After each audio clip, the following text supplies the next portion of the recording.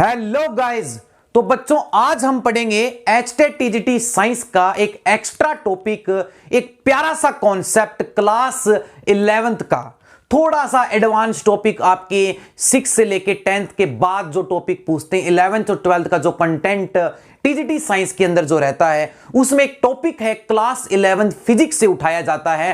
And the name of that topic you can see students on your board and that is about projectile motion. मैंने अपने previous chapters के अंदर बात भी की थी, मैंने आपको बताया भी था कि प्रोजेक्टाइल मोशन पढ़ेंगे क्योंकि टीजीटी साइंस के अंदर पिछले सालों से इस प्रोजेक्टाइल मोशन के कॉन्सेप्ट से क्वेश्चंस आए हैं।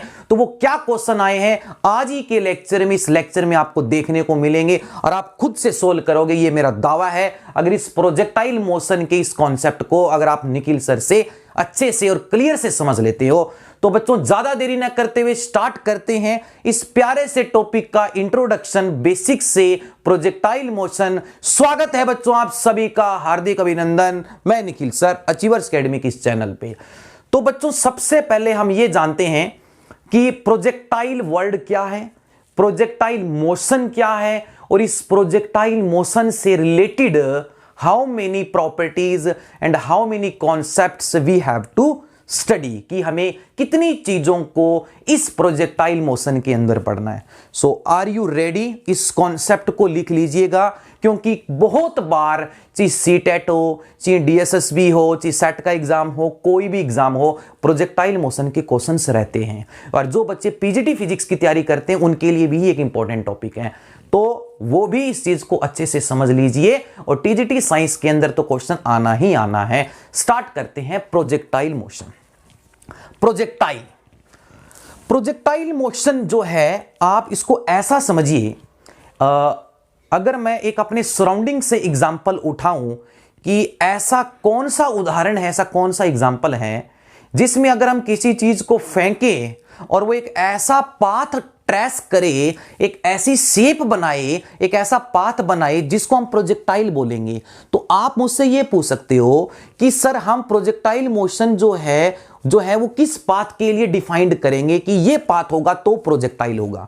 चलो एक बात बताइए कि आप कितने तरीकों के मोशंस किसी बॉडी को करते हुए देखते हो, कितने तरीकों के मोशंस, मतलब how many types of motion a object can do in your day to day life.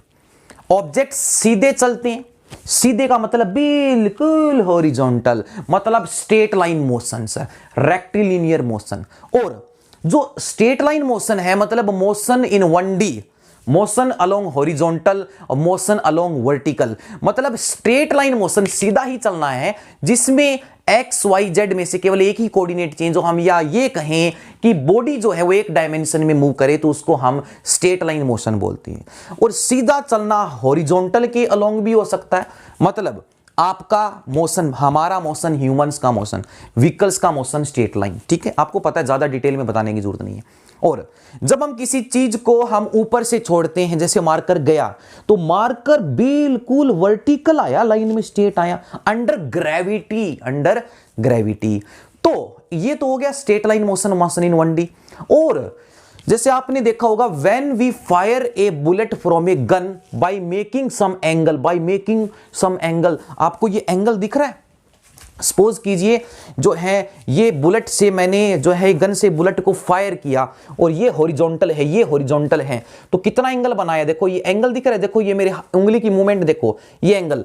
तो जब हम किसी चीज को हम निशाना बनाते हैं एक एंगल पे तो बॉडी सीधी भी चलती है, स्ट्रेट भी चलती है, हवा में भी जाती है, लेकिन हवा में कब तक जाएगी?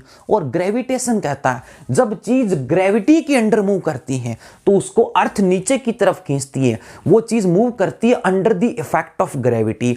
तो कुछ देरी तक तो हाइट पर जाएगी, अपने मैक्सिमम हाइट पर जाएगी, फिर नीचे आएगी और एक सीधा भी जाएगी।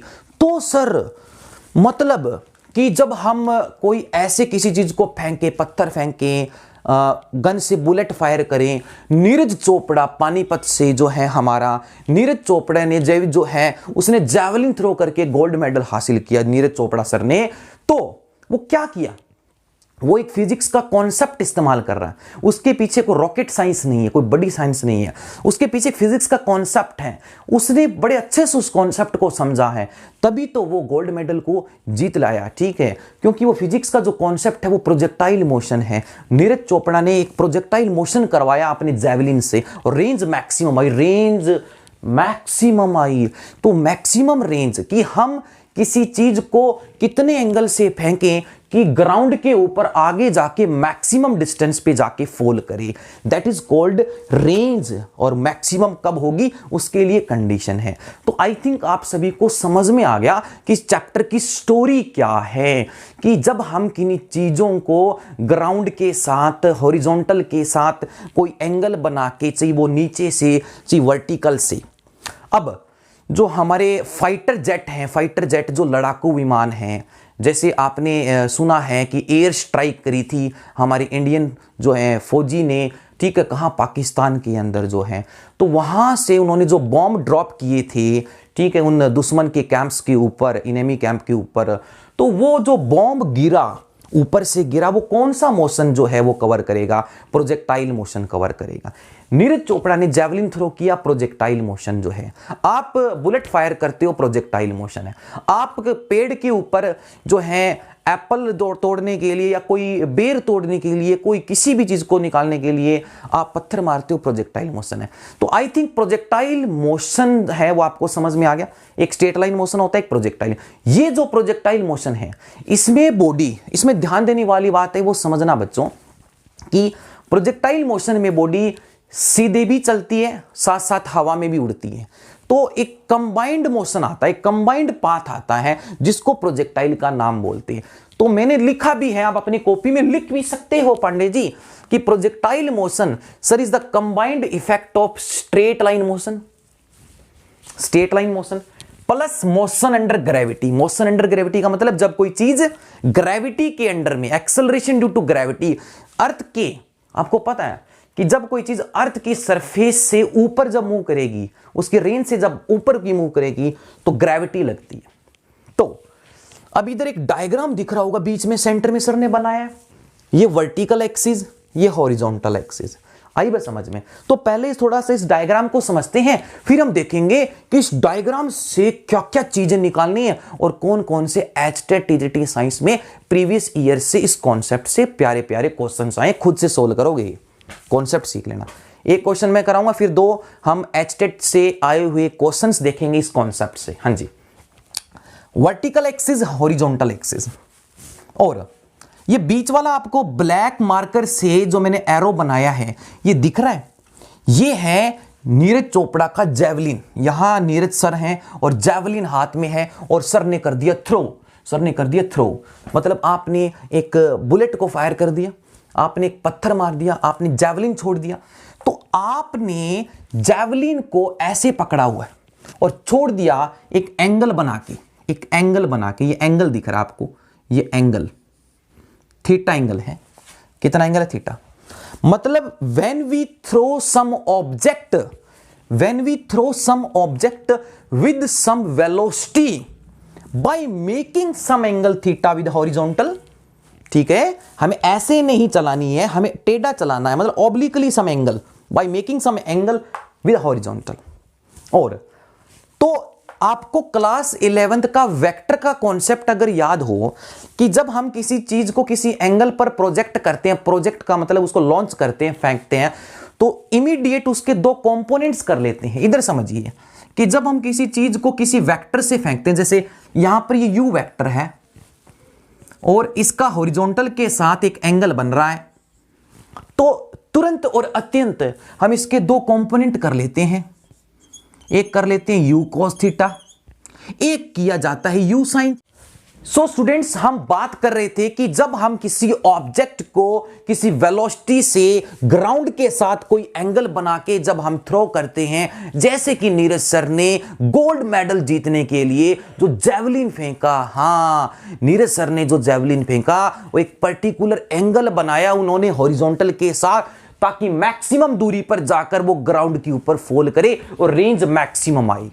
तो सर ने, नीरज सर ने जो जैवलिन जो थ्रो करवाया है, उसने एक स्पेशल पाथ बनाया है, एक ट्रेस किया है, एक स्पेशल पाथ जिसमें बॉडी आगे भी गई है और हवा में भी गई है। तो एक कंबाइंड पाथ है बच्चों, जिसको बोला हमने straight line motion plus motion under gravity. और आपको भी पता है जब कोई चीज हवा में मूव करेगी तो अर्थ उसको अपनी तरफ अट्रैक्ट करेगी, acceleration due to gravity G के अंडर मूव करेगी।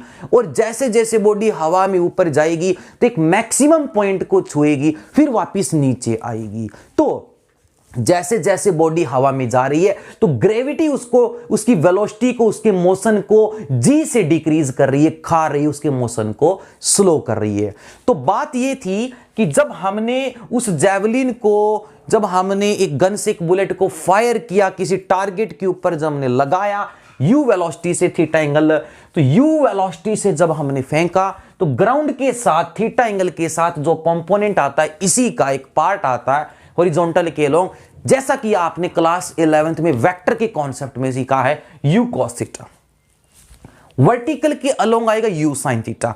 और ये दोनों कंपोनेंट इसी के पार्ट्स हैं, इन्हीं के ही जो है बच्चे हैं, नन्हे मुन्ने हैं, चुन्ने मुन्ने हैं। और जब इनकी हम क्या करते हैं, स्केयरिंग करते हैं, फिर इनको ऐड करते हैं और इनका अंडर रूट लेते हैं सम करके, ठीक है, तो हमें वापिस यू ही मिलेगा। तो हम क्या करेंगे, सम of scaring of these two components and taking their square root you will get u। इसी के तो पार्ट्स हैं, एक हॉरिजॉन्टल एक वर्टिकल।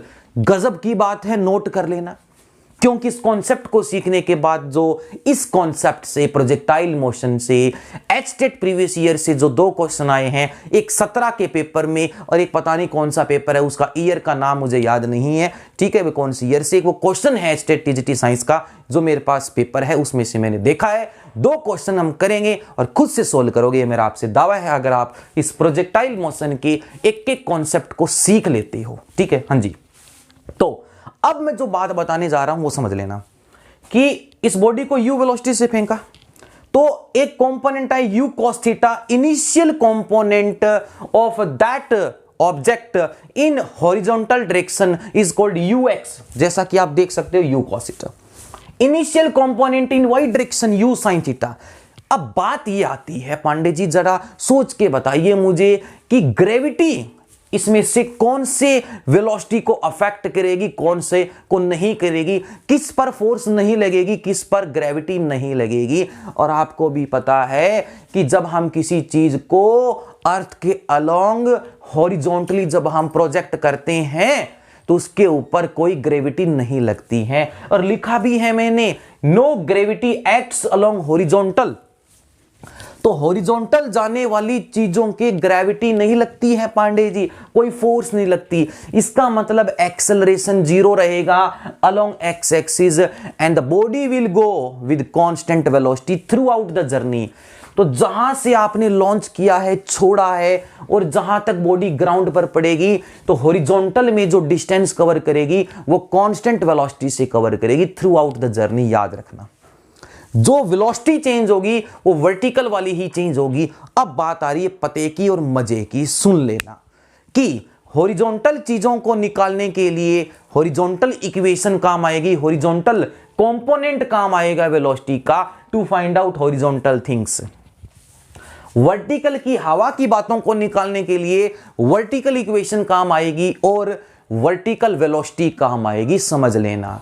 क्योंकि अभी मैं जो 3 पार्ट्स निकालने जा रहा हूं जिनको हम ड्राइव करेंगे, समझेंगे, क्योंकि डायरेक्ट मैं आपको फॉर्मूला रटा भी सकता हूं, रटना नहीं है। हाँ, आपके पास दोनों ऑप्शन है कि अगर आपको इसका फॉर्मूला डायरेक्ट याद रखना है तो डायरेक्ट रखें, लेकिन जिस बच्चे को प्रोसीजर समझ में आ जाता है ना, स्टेप समझ में आ जाता है, पेपर में कोई क्वेश्चन आता है, फॉर्मूला याद नहीं होता लेकिन ये पता है कि कैसे निकाला जा सकता है, वो तरीका पता है, तो सबसे बढ़िया पकड़ कंसेप्चुअल की यही होती है। इसलिए अपने टॉपिक को सीक्वेंस में याद रखो, डायरेक्ट रटने की कोशिश मत कीजिए। स्टेप याद होंगे तो फॉर्मूला भी अपने आप दिमाग में सेट होगा, डायरेक्ट फॉर्मूले से कंसेप्ट तैयार नहीं होते हैं, ठीक है। हाँ जी बच्चों, बात करते हैं, जैसी जो है हमने छोड़ा तो बॉडी साथ साथ हवा में गई, मोशन अंडर ग्रेविटी, और आगे भी बढ़ी। तो जहां से छोड़ा जहां तक पड़ेगी उस दौरान जो है वो कितनी दूरी पर पड़ेगी, वो रेंज कितनी आएगी, रेंज इसको बोलते हैं हॉरिजॉन्टल रेंज आर। और बॉडी जैसे जैसे हवा में जा रही है तो एक मैक्सिमम पॉइंट पर जाएगी, तो ग्राउंड से वो बॉल, वो जैवलिन, वो आपकी बुलेट, वो स्टोन कितनी मैक्सिमम हाइट कवर करेगा, उसको बोलते हैं मैक्सिमम हाइट।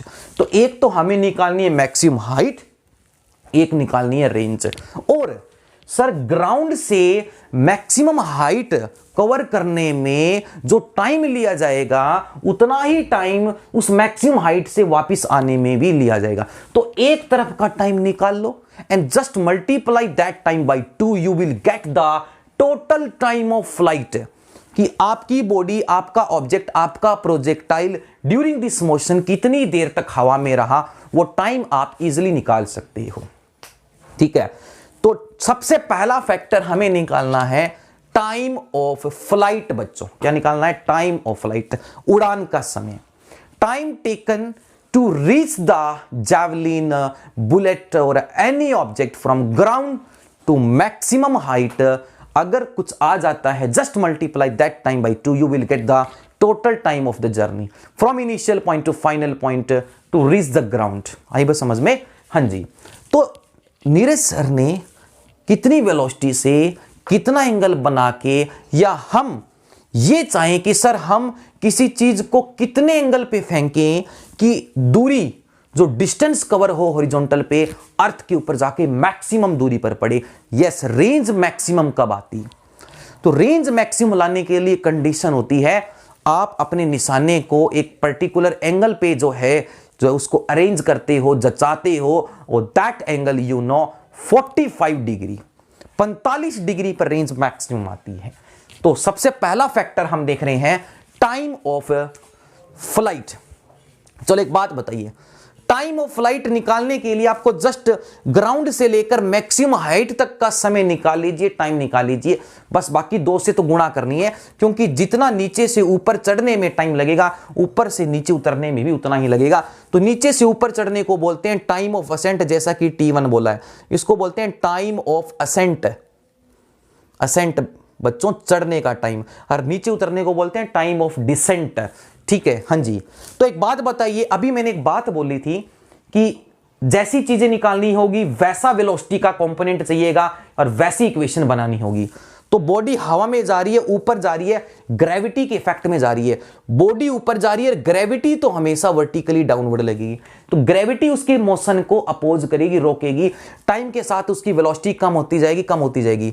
जब फेंका तो वाई डायरेक्शन में इनिशियल वेलोसिटी थी u sin थीटा, यहां अब u sin थीटा नहीं रहेगी, कम होगी, कम होगी, कम होगी। देखो यहां पर वी वाई डैश है, और यहां जाकर फाइनल वेलोसिटी, v का तो मतलब आपको पता ही है, बताने की जरूरत है क्या? v का मतलब है final velocity in vertical direction 0, initial velocity in vertical direction u sin theta, और initial velocity in x direction u cos theta. Throughout the journey u cos theta remains constant.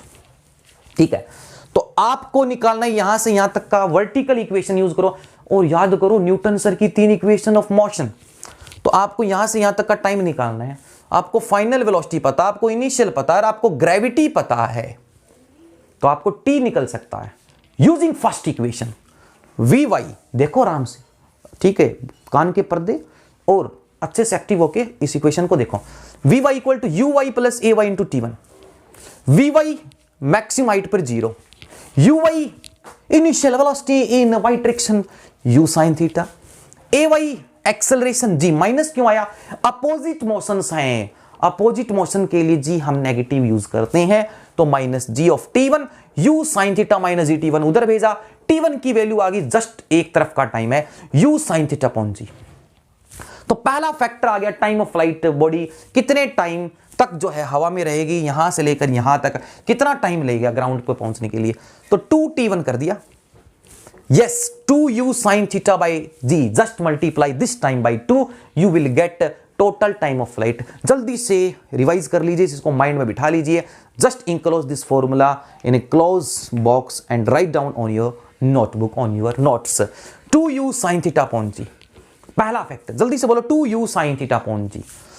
अब बात करते हैं ground से कितनी जो है height चढ़ेगी body, कितनी हाइट कवर करेगी, राइज करेगी, वो निकालना मैक्सिमम हाइट। सोचिए सोचिए सोचिए कौन सी इक्वेशन लगेगी बच्चों, एच मैक्स निकालना है।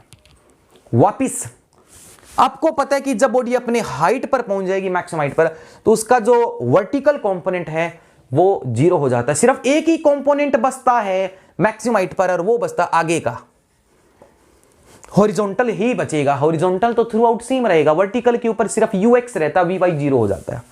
तो वर्टिकल के ऊपर vy 0, इनिशियल पता है, एक्सेलरेशन पता है, हाइट निकालनी है, और जी आपको पता है। तो न्यूटन सर की थर्ड इक्वेशन बताया था, vertical motion vertical equation, vy square uy square 2as, और एक ही जगह आप यूज करोगे minus of g, opposite motion, body ऊपर, ग्रेविटी नीचे, मोशन फॉल हो रहा है, final velocity 0 at maximum height, uy square u square sine square theta, और यहां जो है आपको लिखना है -2gh, माइनस से माइनस कैंसल, h निकालना है, 2g की गर्दन पकड़कर नीचे लगा दिया, h आ गया बच्चों, u square sine square theta upon 2g।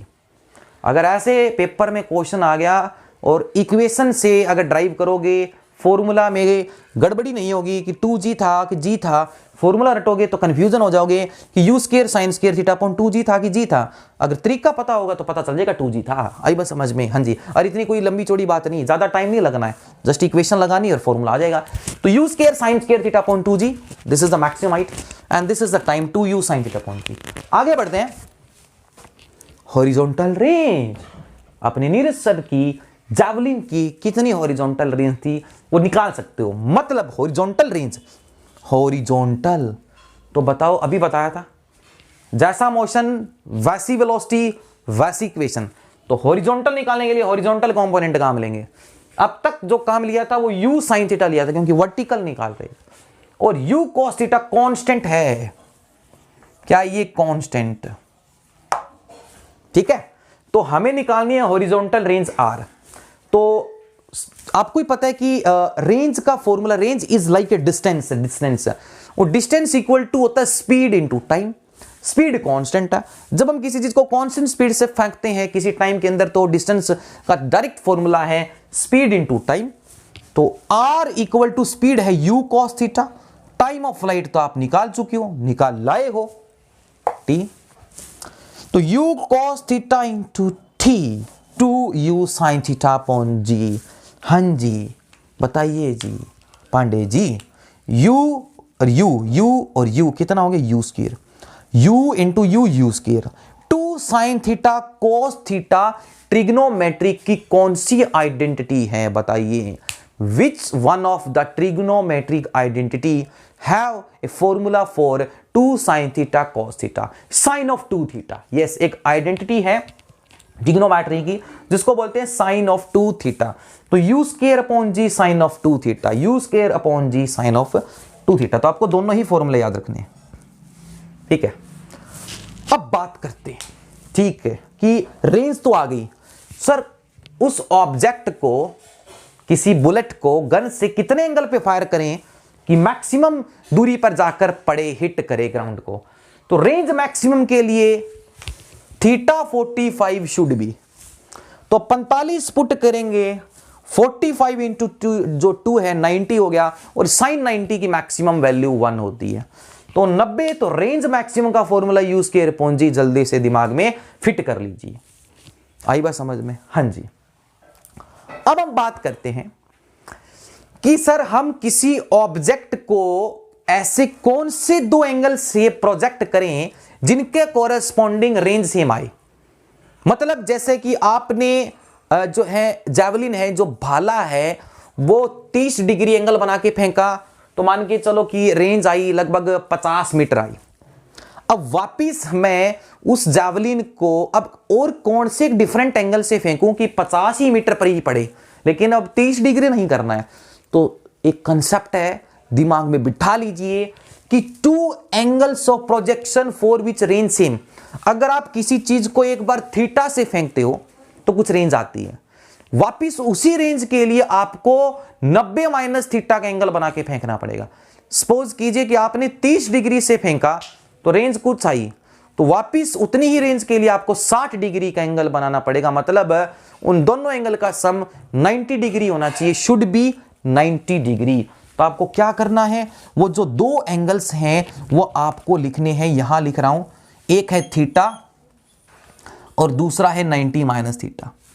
ठीक है, अगर ये 30 है तो दोबारा 60 डिग्री से फेंकना पड़ेगा ताकि रेंज मैक्सिमम आएगी। ठीक है, तो अब हम एक क्वेश्चन देखते हैं कि ये जो तीन कंसेप्ट हैं हमारे, time of flight, maximum height और रेंज, इन तीनों का आपको एक क्वेश्चन दे रहा हूं। बेसिक क्वेश्चन है, फॉर्मूला बेस है, बस एक फॉर्मूला लगाना आप सीख जाओ, फिर हम बात करेंगे एस्टेट के क्वेश्चन के ऊपर। ठीक है, तो वे क्वेश्चन दे रहा हूं, जल्दी से मेरे से पहले खुद से सोल्व करके बताओ ताकि आपको एक आइडिया हो जाए कि ऐसी स्टेटमेंट्स आए तो उनको हम दिमाग में कैसे बिठाएं। हाँ जी, पहला क्वेश्चन बेसिक क्वेश्चन है, फॉर्मूला बेस्ड क्वेश्चन है, बच्चों वाला क्वेश्चन है। हाँ जी, कि एक प्रोजेक्टाइल को 5 मीटर पर सेकंड से फेंका, 30 डिग्री का एंगल बना के with horizontal, find out the range, time of flight and maximum height covered by that. समझ में आया? 5 मीटर पर सेकंड से जब हम किसी चीज को फेंकेंगे by making an 30 degree angle, तो कितनी हाइट कवर करेगी, कितनी रेंज कवर करेगी और कितना टाइम लेगी। जस्ट फॉर्मूला है, फॉर्मूले तैयार है, सामग्री तैयार है, डाटा तैयार है, हवन करना है, जल्दी से कीजिए। हाँ जी, मेरे से पहले time of flight 2u sine theta upon G. हाँ जी, तो 5 है तो इसका एक कंपोनेंट आएगा इधर u साइन थीटा, अभी बताया मैंने वर्टिकल के लाऊं, एक इधर आएगा u cos theta, u cos theta. तो निकाल लीजिए इसको, time of flight direct formula base है, तो टाइम ऑफ फ्लाइट कितना आएगा 2u साइन 30, डायरेक्ट बोल रहा हूं 1/2, और ग्रेविटी 10 यूज करनी है तो 2 से 2 cancel, 0.5 second time of flight, 0.5 second लगेंगे जो है हवा में पूरा रहने का, ग्राउंड पे पड़ने तक का आ गया। दूसरा निकालना मैक्सिमम हाइट, मैक्सिमम हाइट आपको पता है u square sine square theta upon 2g, कितना आएगा u square sine square theta upon 2g, जल्दी से पुट करके बताइए, कैलकुलेशन करके बताइए मेरे से पहले, कितना आएगा u square sine square theta upon 2g। तो u स्क्वायर है हमारे पास, 5 का स्क्वायर हो गया 25, डायरेक्ट बोल रहा हूं, साइन स्क्वायर थीटा साइन 30 1/2, तो 1/4 हो गया, 2 × 10। हाँ जी, सोल्व कर लीजिए इसको, 5 2 10, 5 5 25, तो हमारे पास आंसर आया 5/16 मीटर। इसको सोल्व कर लीजिए, ठीक है, डेसिमल में बता देना क्या आंसर है।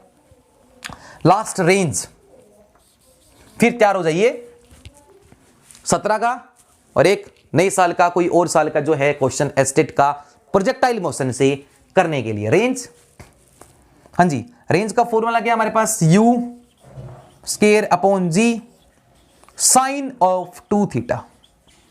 तो u स्क्वायर हमारे पास है 25/10 और 30 × 2 साइन 60 √3/2।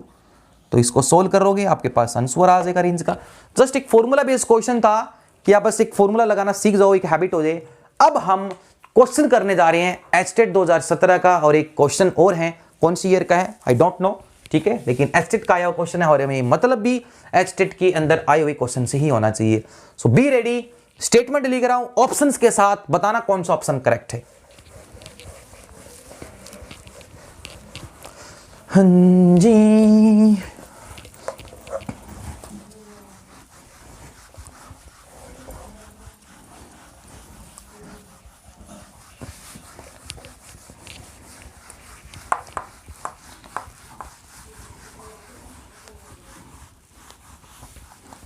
तो पहला क्वेश्चन है बच्चों आपके सामने, ये रहा पहला क्वेश्चन एचटेट 2017। देखते हैं कितने बच्चे सोल्व करते हैं इस कॉन्सेप्ट को सीखने के बाद। 1 मिनट भैया। हाँ जी, क्वेश्चन है बच्चों, for projectile motion for, question लिख के दे रहा हूं, for projectile motion, for projectile motion the correct relation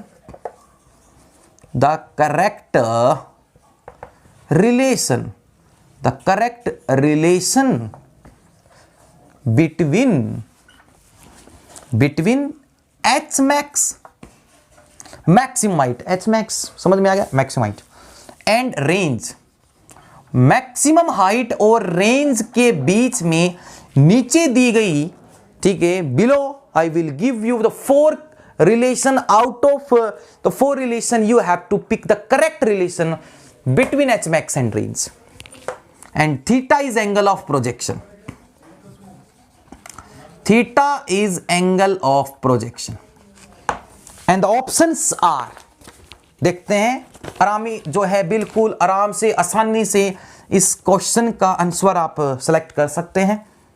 H equal to 4 R cot theta, and the second one option is R equal to 4H cot theta, and the C option R equal to H upon 4 cot theta, and the D option R equal to 2H cot theta।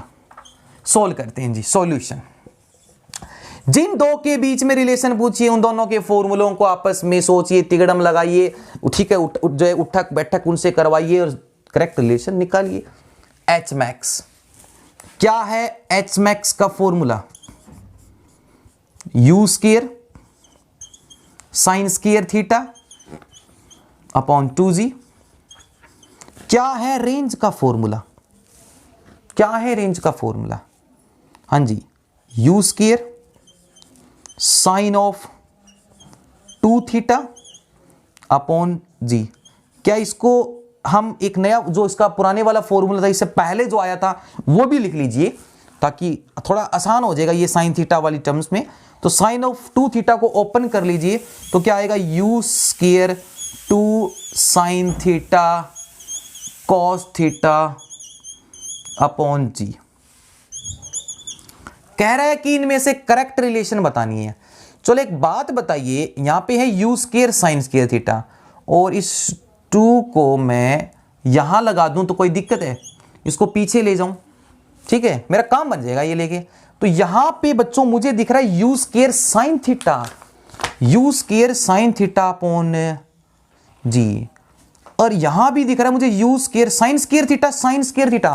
तो इस sine square theta को हम sine theta into में sine theta कर सकते हैं ना, कोई दिक्कत तो नहीं है, खोल दिया ना मैंने स्क्वायर। और इस 2 को भी मैं साइड में कर देता हूं तो U square sine theta upon G, तो यहां भी बन गया, यहां भी बन गया, रेंज में भी है। तो इस U square sine theta upon G की वैल्यू क्या बची बताइए जल्दी से? U square sine theta upon G की अलग से वैल्यू एच से यहां से क्या आई? तो क्या ही मेरे पास देखो 2h, कितना है मेरे पास 2, ये 2 उधर बैठ गया h और साइन थीटा नीचे आ गया 2h अपॉन साइन थीटा। और इस U square sine theta upon G की वैल्यू उठाकर, इसकी गर्दन उठाकर यहां डाल दो, आगे करेक्ट रिलेशन बताइए जल्दी से। तो क्या आ रही है? हाँ जी, 2h upon sine theta cos theta into में 2, हाँ जी, 2 into 2 4 h cos theta upon sine theta cot theta. तो yes, tell me which one of the relation is correct for this question? yes, and this equal to r, ये किसके equal है? r। तो r equal to 4h cot theta, बताइए किसमें है? तो yes, option second is correct. तो इस प्रोजेक्टाइल मोशन के फॉर्मूलोज को अच्छे से दिमाग में सेट कर लीजिए, आपका आंसर पक्का निकलेगा। अप्लाई करना आता है और थोड़ा मैथ का कॉन्सेप्ट अच्छे से दिमाग में हो, अप्लाई करना आना चाहिए। सेकंड क्वेश्चन है स्टेट का, ठीक है। सेकंड क्वेश्चन आप देख रहे हैं, प्रोजेक्टाइल मोशन फिर इसके बाद आपके सामने दोबारा एक नए कॉन्सेप्ट, एक्स्ट्रा कॉन्सेप्ट कोई, ठीक है, उसके साथ हम देखेंगे और आए हुए क्वेश्चन देखेंगे एचटेट के अंदर। तो अगला क्वेश्चन है एचटेट के अंदर टीजीटी साइंस में फिजिक्स क्वेश्चन कह रहा है कि द हॉरिजॉन्टल रेंज किसी प्रोजेक्टाइल की दे रखी है आपको। The horizontal range, the horizontal range of A projectile, the horizontal range of a projectile is 4 under root 3 times of its maximum height, then what will be, मतलब कह रहा है कि सर किसी प्रोजेक्टाइल की हॉरिजॉन्टल रेंज उसकी maximum height से 4 under root 3 times जो है वो इक्वल है, उसके बराबर है कितनी, उसकी हॉरिजॉन्टल रेंज कह रहा है कि 4 अंडर रूट 3 टाइम्स है उसकी मैक्सिमम हाइट से, उसकी जितनी भी मैक्सिमम हाइट है उसका 4 रूट 3 टाइम्स आ रही है आपकी हॉरिजॉन्टल रेंज। तो बताइए उस बॉडी को कितने एंगल से प्रोजेक्ट किया गया था। तो बताइए what will be the value of angle, बताना है किस एंगल से फेंका था। ऑप्शन दे रहा हूं, what will be the value of angle of projection, angle of projection. तो बच्चों इसमें एंगल ऑफ प्रोजेक्शन की वैल्यू निकालनी है and the options are 45 degree, 60 degree,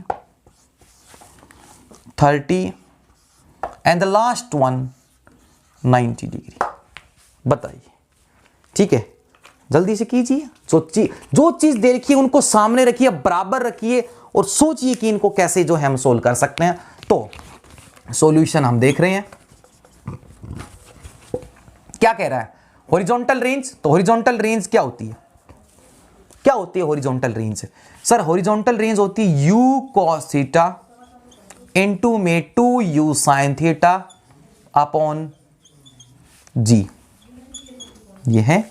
और कह रहा है कि सर ये रेंज जो है 4 रूट 3 टाइम्स है मैक्सिमम हाइट की। तो मैक्सिमम हाइट का फॉर्मूला होता है U square sine square theta upon में 2g।